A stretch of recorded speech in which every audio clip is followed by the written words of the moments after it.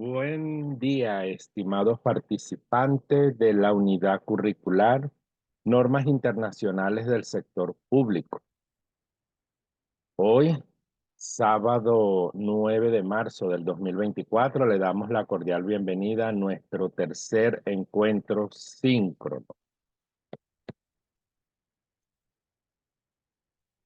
el cual vamos a abordar presentación de la información financiera bajo las normas internacionales contables del sector público. Fíjense ustedes, nos hablan de presentación de la información financiera. Entonces, cuando nos hablan de información financiera, automáticamente relacionamos, abordamos y enlazamos lo que son los estados financieros. Ahora, ¿qué son estados financieros en la contabilidad?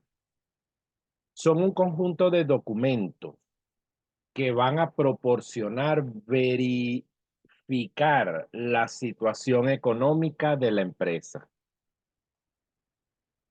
La mención de los estados financieros es usada en el lenguaje contable, es decir, de la contabilidad.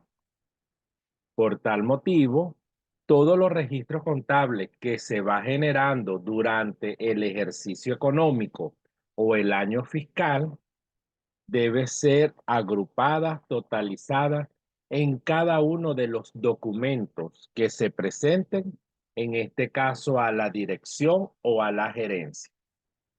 Recordemos que los estados financieros no es más que una fotografía de esa situación financiera económica que tiene la empresa. Esos resultados que presenta cada uno de ellos es lo que me va a permitir a mí conocer y saber cómo vamos, si vamos bien o vamos mal.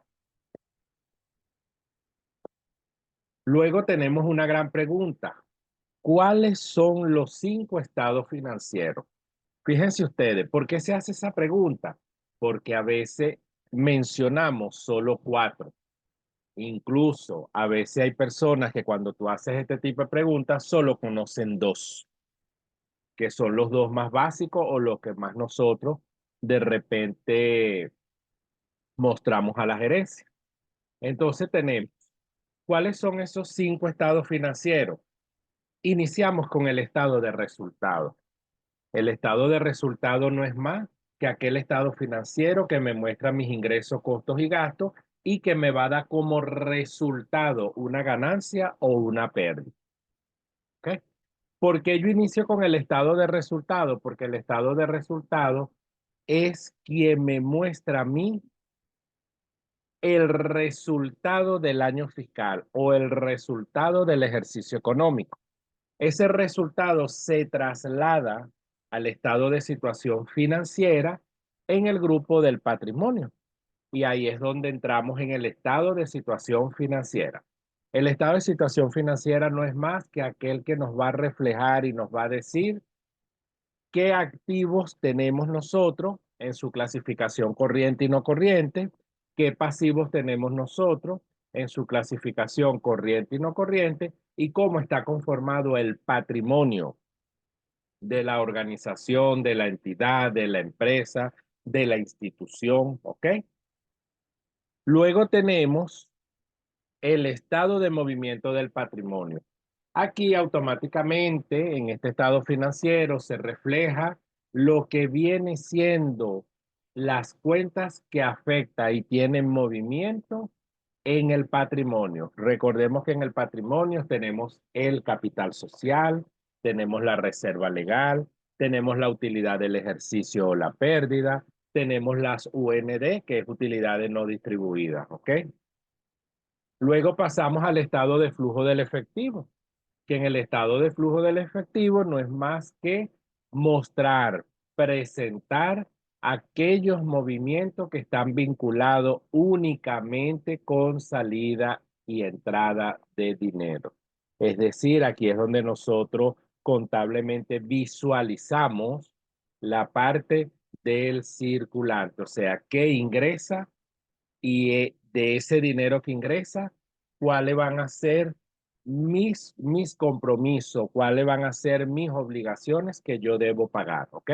Recordemos que a veces en esos desembolsos de dinero hay partidas que son fijas, pero hay otras que se presentan dependiendo del movimiento o de la operatividad de la empresa. Y por último, tenemos el que para muchos es nuevo, las notas revelatorias. Las notas revelatorias, cuando llegó las normas internacionales de contabilidad, vienen a formar parte como quinto estado financiero, que no es más que dar detalle de las partidas y los saldos que nosotros mostramos en nuestros estados financieros, ¿ok? Por decir, recordemos que si yo muestro en el estado de situación financiera que en efectivo caja y banco tenemos 1 millón, en las notas revelatorias yo debo desglosar o detallar cómo está conformado ese millón. Ah, bueno, está conformado por el Banco Mercantil, por el Banco Banesco, en caja principal tengo tanto, en caja chica de la oficina tengo tanto. O sea, cómo es la composición. Y por eso es que ellos llegan a formar parte de esos estados financieros. Ahora bien, ¿qué necesitamos nosotros tener presente, verdad, para preparar los estados financieros en un cierre? Y en este caso va amarrado a aquellas partidas que son en moneda extranjera. Primero, ¿verdad? Se convertirá utilizando una tasa de cambio de cierre. Recordemos que en Venezuela la tasa oficial emitida por el Estado es la del Banco Central de Venezuela.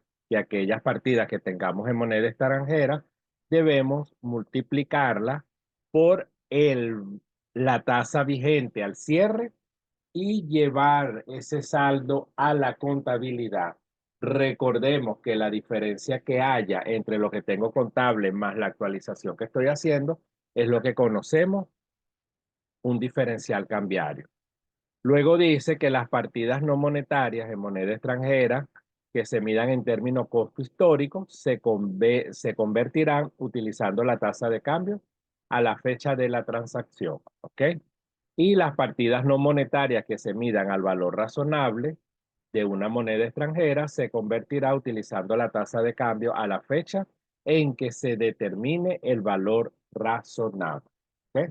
Esto básicamente son tres aspectos importantes cuando nosotros tocamos moneda extranjera o tenemos partidas, vinculaciones, compromisos que hayamos adquirido en moneda distinta a lo que es el bolívar. Bueno, estimados participantes, con este pensamiento finalizo este segundo encuentro síncrono, donde dice, intenta no volverte un hombre de éxito, sino volverte un hombre de valor. Esto es Albert Einstein y es importante mencionarles que estamos completamente a la orden. Cualquier duda, pregunta o inquietud pueden hacerlo por el foro de dudas. Recordemos que la mensajería privada no es aceptada para hacer preguntas, ¿ok? Ya hemos evaluado un 50% de las actividades sumativas, nos queda un 50% restante. Ya el lunes, Dios mediante, entramos en lo que viene siendo semana 8. ¿Qué quiere decir esto? Que debemos prepararnos para hacer la entrega de la tercera actividad sumativa. Seguimos en línea desde la distancia. Un abrazo y que tengan todos un feliz y bendecido sábado.